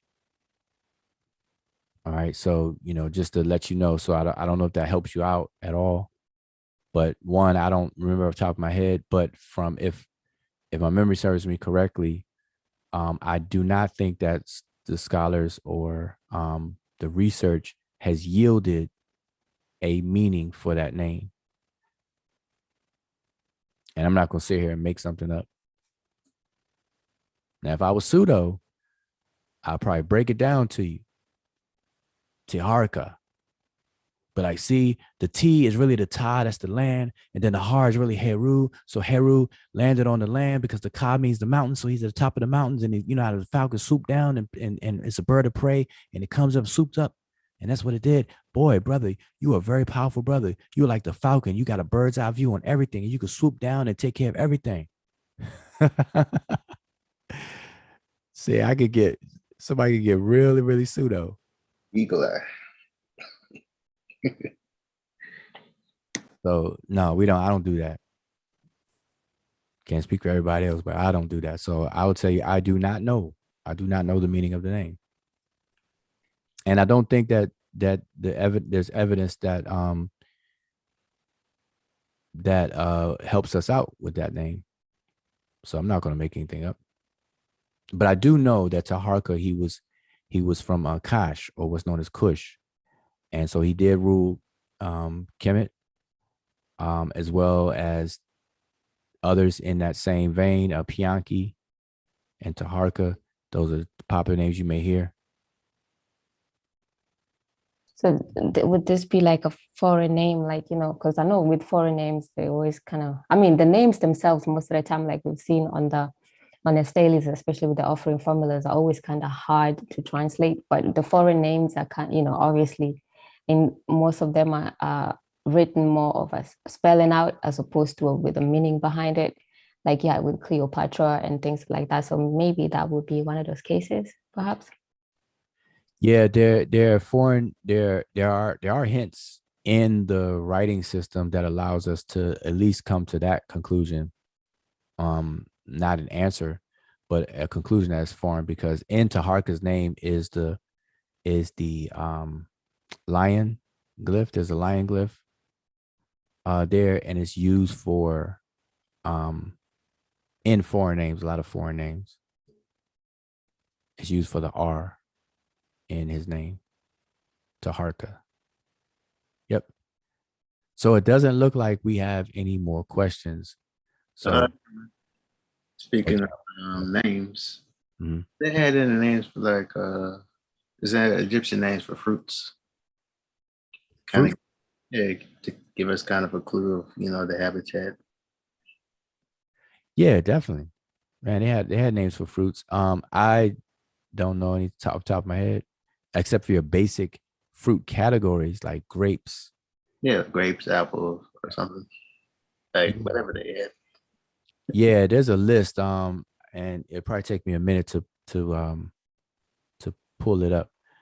But there's a list, and there's actually a book dealing with ancient Egyptian lifestyle and everything that actually lists the different food items, the dietary things that Egyptians did. That, you know, and I looked into it a while back because, you know, in the so-called conscious community or the unconscious community, there's a lot of people who will claim the Egyptians were vegetarians and did this and did that, you know, and never looked into any of that. But I do remember there's a list of fruits, even detailed down to the type of dates and stuff that were eaten.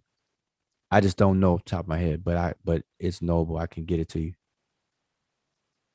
Yes, while you were saying that, I was thinking about Dr. Arcadia Mann's book. Then it was a children's book series, and I think it was for foods. So there might be some fruits in there. I don't have the copy, but I do know that she had a book for children, the first series, which has food names. And I think it does include some fruits, but I'll put in a link in a chat. Yep.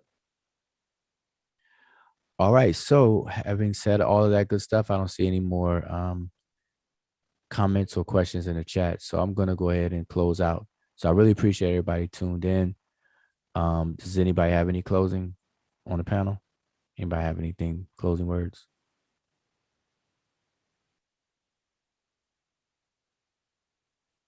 We should let Chris close us out with a voice.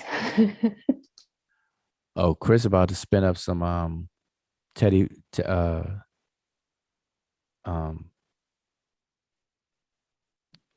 what about say? Teddy Pendergrass and Yeah, this is the end of the KMT hour. Shy Lights.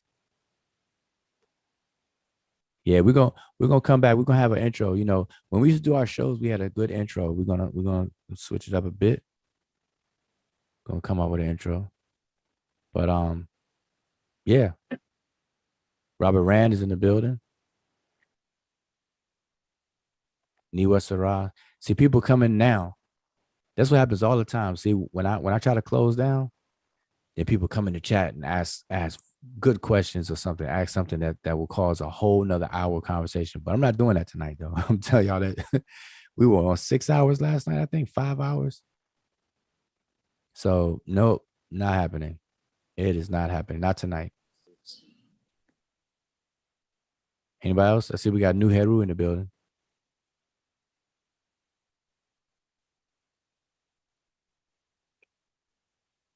I'm right here, brother. With y'all. Yeah, no, I was just saying, I was just shouting you out. I see you in the chat. I mean, on the panel. Oh Yeah. yeah, I watched the whole presentation. I saw the whole thing. It was good though. I ain't really have no questions or nothing. I just thought it was good. I just was listening to the teacher. Okay, cool. So check out the link. I put the link to the book if if you're interested. Uh, No, and I am, and I looked up Friedrich Safari, however you say it in French. oh, Ferdinand Saussure. Yeah. Well, actually, I looked up Friedrich. I didn't even know you had said Ferdinand. I was like, why are you saying? But it turned out to be Ferdinand. Oh yeah.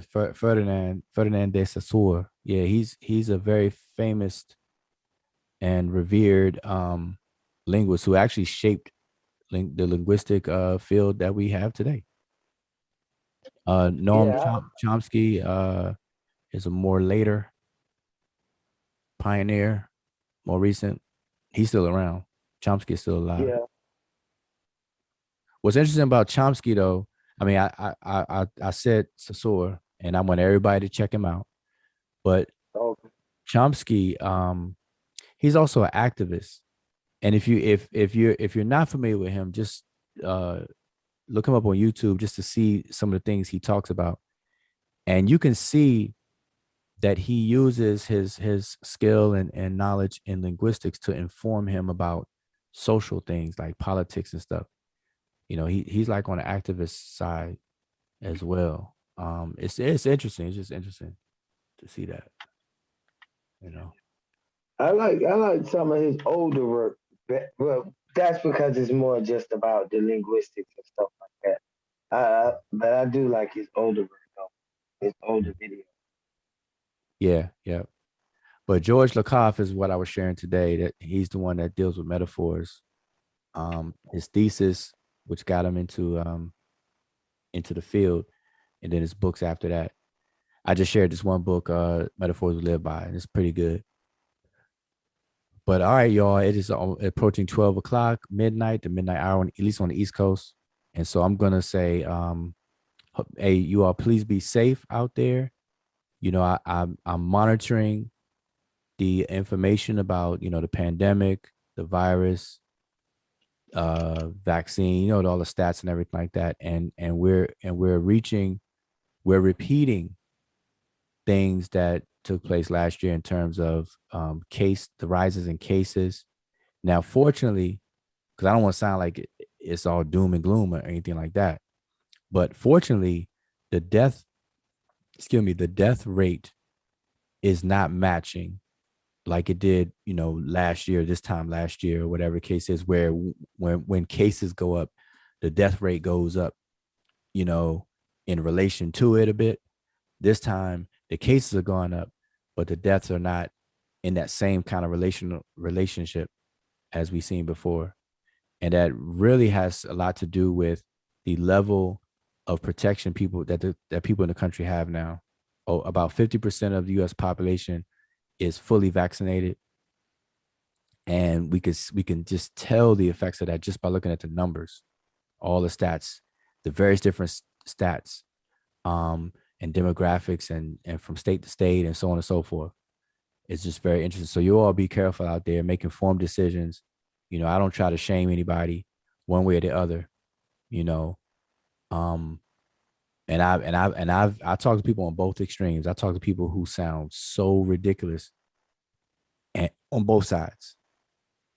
So I just tell people, get informed. Get informed. If you want to know where to look or primary, and plus when you look into things, man, go to the source. Go to the source of things. Don't listen to these commentaries or these clickbait titles on websites and stuff, because people are gonna title something one way, but then when you read the study that they're trying to talk about, it don't even say what they think it says a lot of times. Hey, brother, with y'all. Once again, I do want to commend you on your approach at this whole topic of coronavirus. I'm serious, I'm for real, because I completely understand that you don't go to either one of the extremes. when you say that, making informed decisions. And I agree with that, because I heard you on the pseudo killer. And Really? I thought you killed them. Now you killed them anyway. I don't know. You didn't seem like you knew you was killing them, but you was killing them with the knowledge. So they really lost that debate, whatever you want to call it, discussion, argument. I heard you break down debate earlier, so they lost that debate. They got cut off. But well, how can I say it? I do feel like the pseudo killers going to the extreme. I don't feel like they're giving the people the choice to make an informed decision. I feel like they're telling the people exactly what they should do, and, and then they not considering everybody's situation. And that's the same way I felt about the conscious community when they would pretend to be doctors and pretend to give medical advice, knowing that they're not doctors, but then they'll say, well, take this herb or drink this stuff. But you didn't even ask the person what they already take or what's the condition, the precondition, or should they even take it? Because it may be an excess. They may be getting it from some other source and they don't even need that. So I feel like that approach right there is the same approach that they taking over there at the pseudo killers is like if you don't do this, you stupid. But that you telling me exactly to be stupid just to follow what you say and not make informed decisions and not get second opinion and not know what I'm doing. So they say, Right. well, that's just wasting time. I don't agree with that. But I'll stop right there. Yeah, I mean, see, I was the focus of that portion of the conversation, and I perfectly do not mind. And my decisions are very informed, and that's what I was trying to express. And and it didn't fit the narrative though, because I don't fit people who are one anti-vax, because I'm not anti-vax at all. You know what I'm Yeah. saying? I'm not anti-vax at all. I am all for vaccine. I am pro-vaccine, but I'm not going to shame anybody or whatever. And I'm pro-vaccine because I'm informed. I know the purpose of vaccines. I know about the immune system. I know what the immune system does, what it does not do, and all this and that. So vaccine technology is genius, you know. But me personally, my decisions for me have been always informed.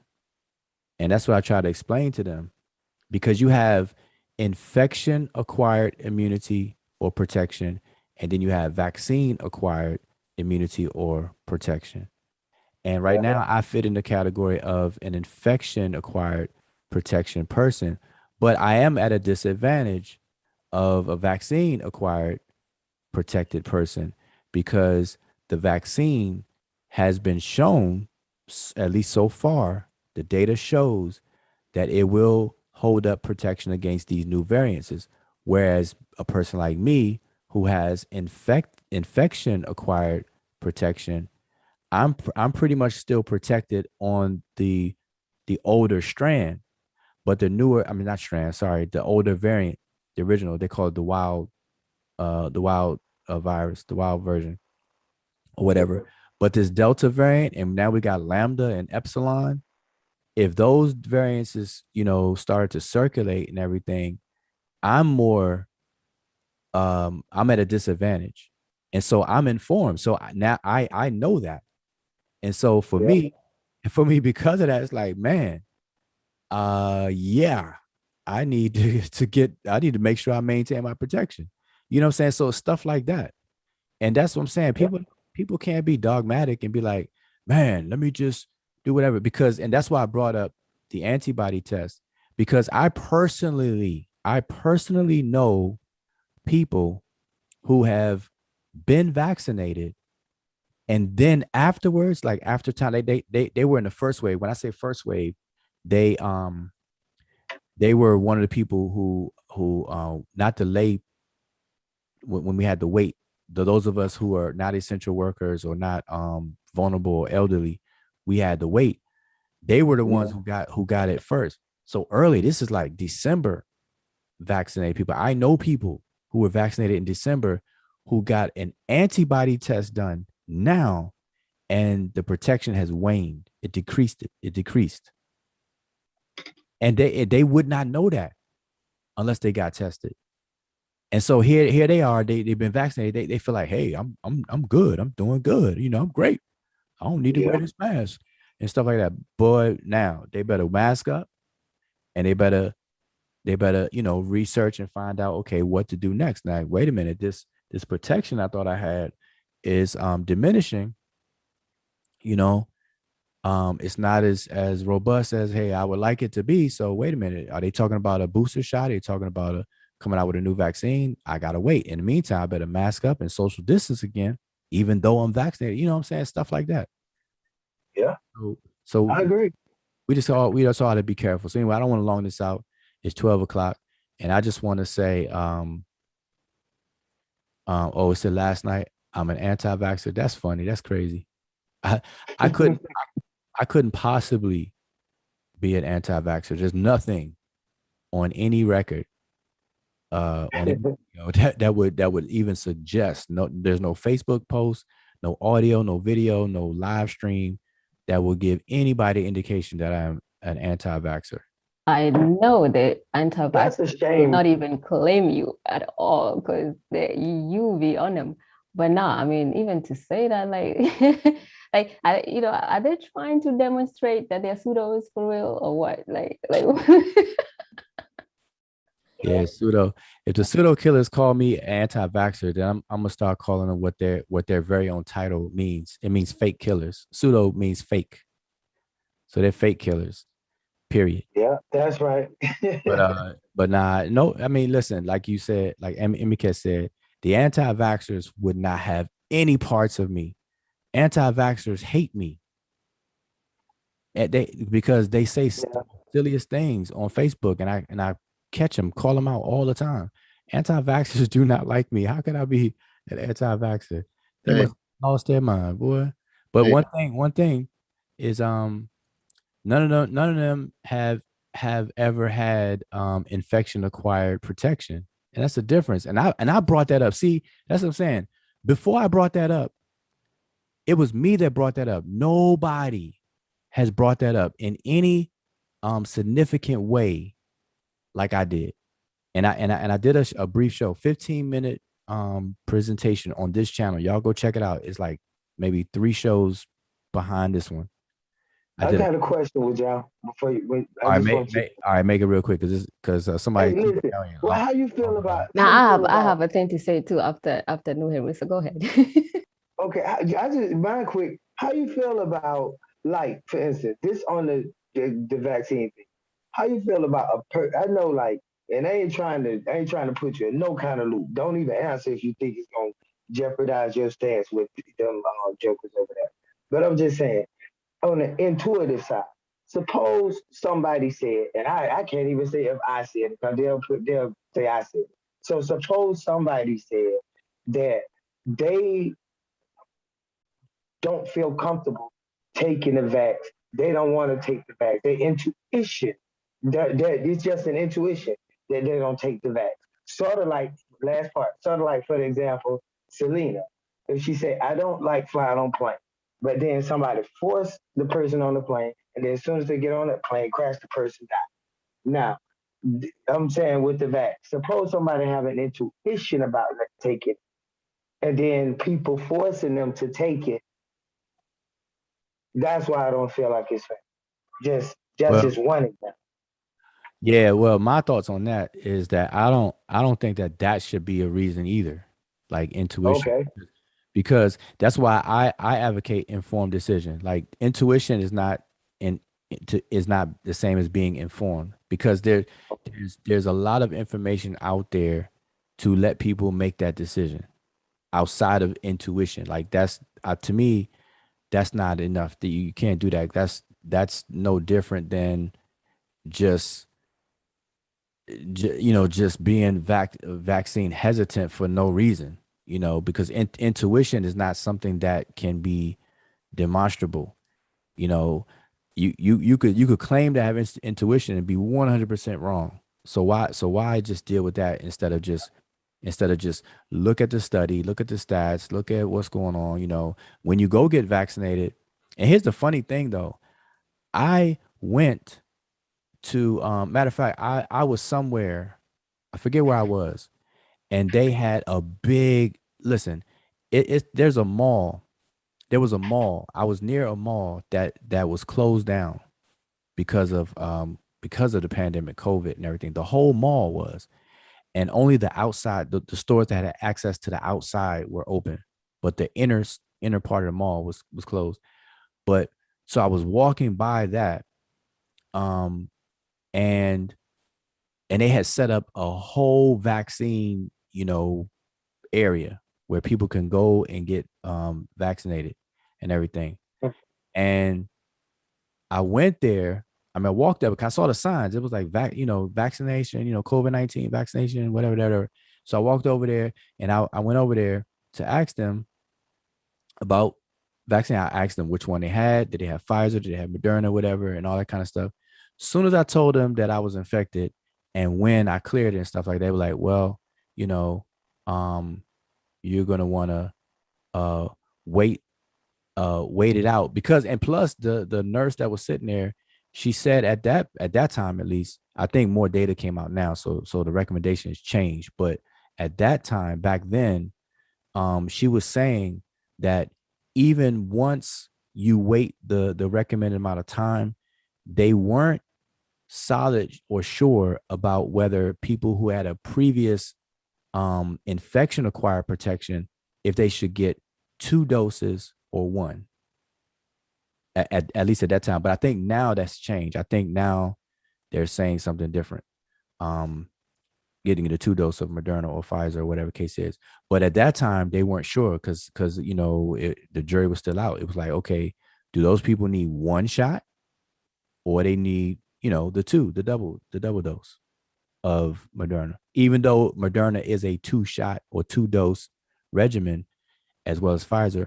But people who were previously infected, they were tossing around whether they get 1 or still get the 2 at the time. So I'm just saying, I'm only saying this to say that anybody that labeled me an anti-vaxxer is just, they just don't know me at all.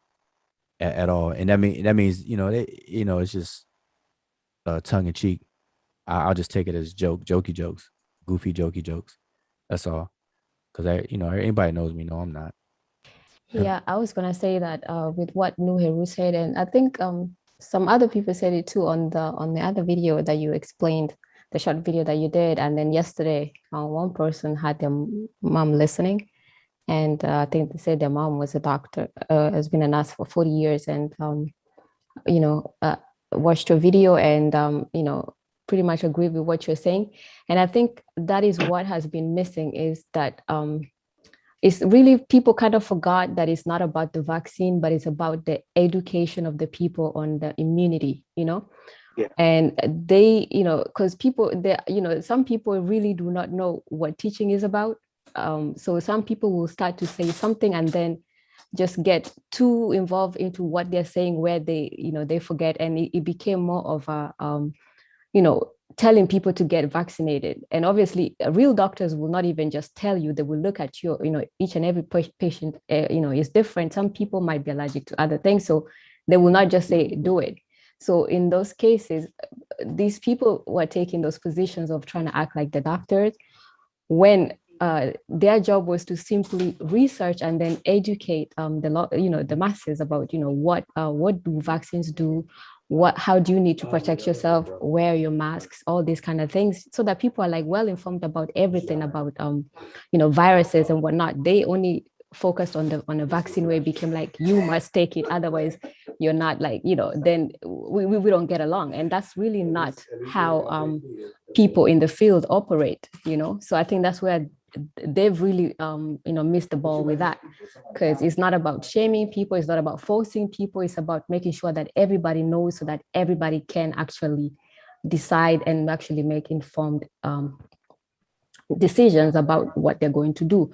Because once you inform people, you don't have to tell them what to do, they will know what to do.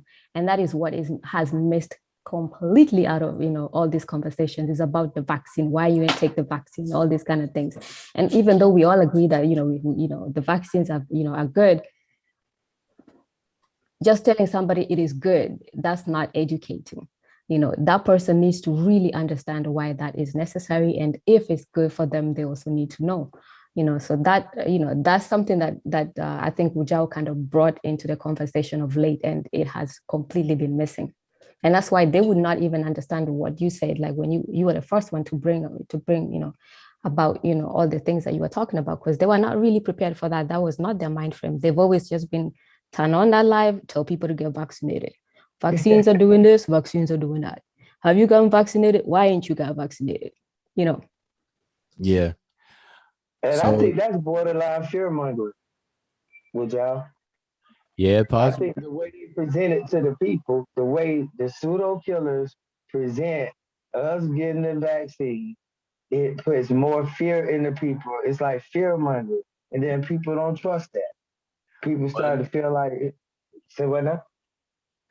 No, I was gonna say let me just because I'm definitely trying to get out. See, New Hero boy, you got way of trying to keeping this thing going, boy. I see. I was just building up what Goddess Maquette said because I thought she made some point. You trying to keep us here till 3:00. So no, So, I do want to say this. I personally know a couple of situations where a person felt compelled to be vaccinated, didn't do their due diligence themselves, but they listened and stuff, and they went and got vaccinated, and they had a very bad experience. And it's rare. It's just very, very rare for that to happen. And but had they did their own research and everything, they would have known better. And so it's just not a good practice to shame someone into doing something. It's always better to inform them so that they can make the right decision. I would rather somebody get vaccinated because I pointed them to information that they made that choice from than me shaming them to do it. And that's just me. That's just how I roll. That's just my character. I don't shame people or whatever. Now, the anti-vaxxers do not like me because the anti-vaxxers say the most ridiculous things and misinterpreted all kinds of data all the time. And I simply correct them. I don't even shame them. I just correct them. So it's really about the information. That's it. And that's what and this is what the professionals do. Now there's a blanket push for people to be vaccinated. And I'm 100% in agreement with that. But in order for that to make sense, though, you got to explain to people why. You got to explain how the immune system works and what vaccines are for and what it does. There's no such thing as natural immunity versus vaccine immunity. A vaccine produces a natural immunity, same way. It's just understanding the process and all that good stuff, That's all. But see, the difference with me, I caught the virus. I had COVID.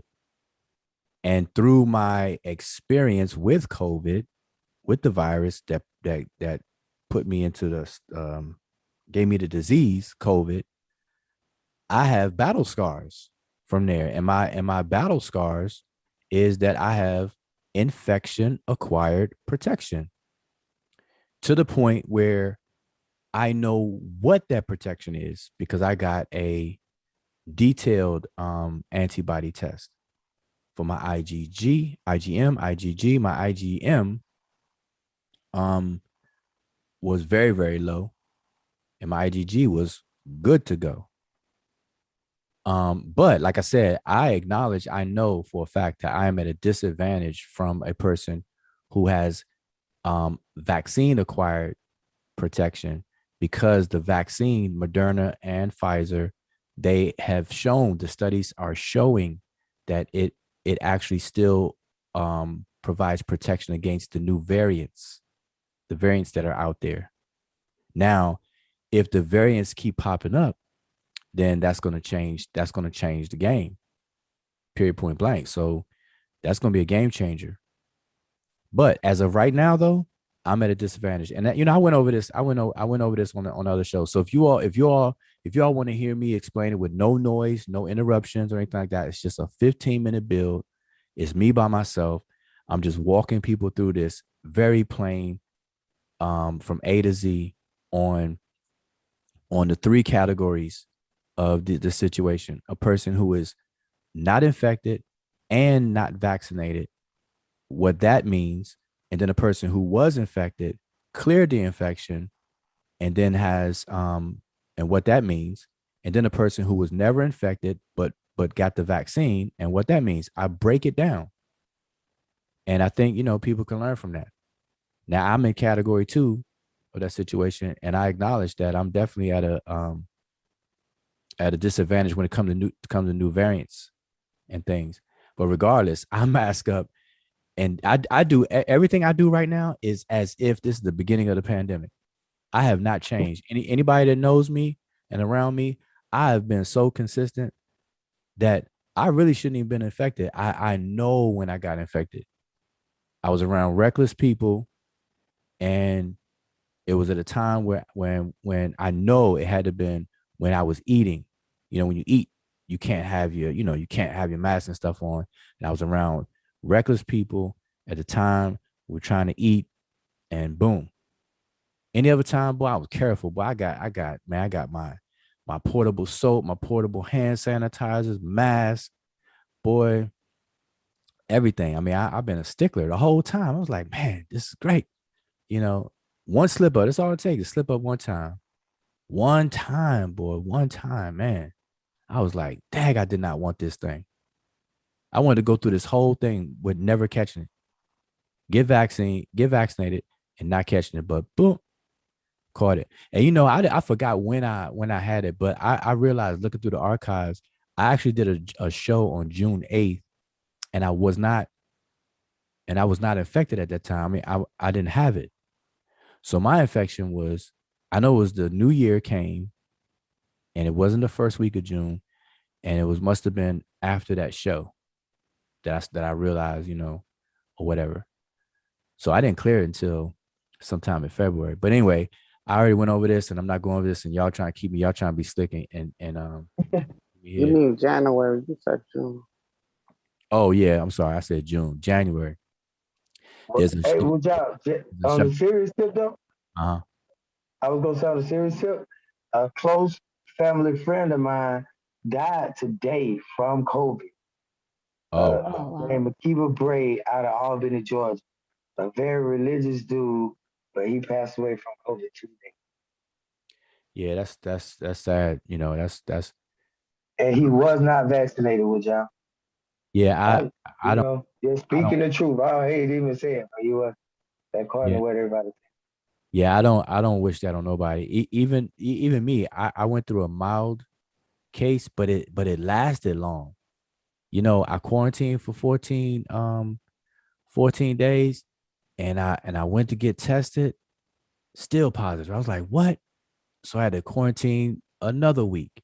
Got tested again, still positive. Another week, tested again, still positive. I was like, man, what is going on? Because I didn't have that many symptoms. I lost my taste and smell, but it was brief. It was short. It was shorter than what other people reported. Um, You got it back. yeah. I got it back like really quick, Oh. like a matter of days. Like within a week, I had my like I think a whole week, my sense of taste and smell were gone. But I do remember I had a full day of body ache, just one whole day, and that was it. That was right, like really to the extent. But I felt weird though. I didn't have symptoms where I can, see, but I definitely felt weird because I'm not a person who gets sick. So I knew something was wrong though. I can't explain it. Something was definitely wrong. I lost my taste and my smell, and I only had that one day of body ache. But other than that, it was just a mild thing, but it was like it's like a lingering thing. And it went on. I was like, man, what's going on? So I didn't clear it until sometime in February, like mid-February, really. Because I know Valentine's Day hit and all of that. So, anyway, that's my story. And I don't want anybody to go through what I went through. And what I went through was mild. You know what I mean? Because I try to do the right thing with health and everything. So, you know, but yeah. Yeah, I think Zane had it right. Like, in order to inform your audience, you have to reduce the entertainment, especially when these are like we're talking about medical issues and things like that. This is not something first you want to just randomly advise people. Like, you don't give people medical advice on YouTube, without having some kind of consultation and knowing that particular patient, looking into their files and then telling them what to do. So it's actually, so it's not your regular scholarship that we do. So people need to be really careful, when informing people. You have to inform people, and I actually think that disclaimers also need to be made. Like with these kind of things, everything that even Wujaw is saying, that has been said on this kind of stuff, you still want to make sure that everybody don't just take what you say, but they also, seek medical, advice and approval from their doctors and things of that nature, because this ain't scholarship. This is like, medical stuff. And I don't think people take it that serious and understand what they're doing. All right. So with that, I'm going to say, oh, by the way, yeah. And another thing, now let me stop. See, y'all thought I was going to go.